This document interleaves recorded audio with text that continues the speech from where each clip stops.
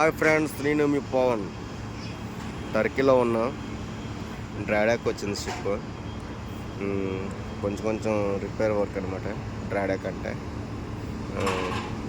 మా షిప్లో ఇప్పటికి వచ్చి డ్రాడాక్ వచ్చి 25 days అయింది. ఇంకా వర్క్ కంప్లీట్ అవ్వలేదు. ఇంకా ఆ హోల్కి కార్గో హోల్ అంటారనమాట. అందులోనే కంటైనర్ కూర్చుంటాయి, పైన కూడా కూర్చుంటాయి. ఇది మా షిప్ అనమాట. చూడండి, పక్కన ట్యాంకర్ షిప్ చాలా చిన్నది. అక్కడ న్యూ వన్ షిప్ తయారు చేస్తుంటారు టర్కీలో. ఈ షిప్ యార్డ్ అనమాట.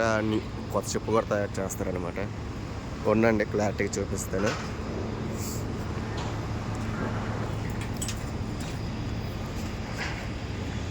చూడండి, ఇది న్యూ వన్ షిప్ అనమాట.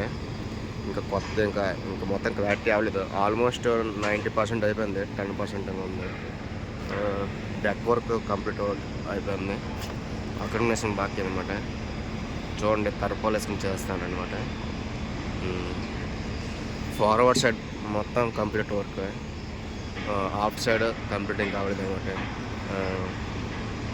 న్యూ షిప్ అక్కడ చూడండి, కొత్త షిప్ తయారు చేస్తారు. బల్క్ ఏరియా అనమాట.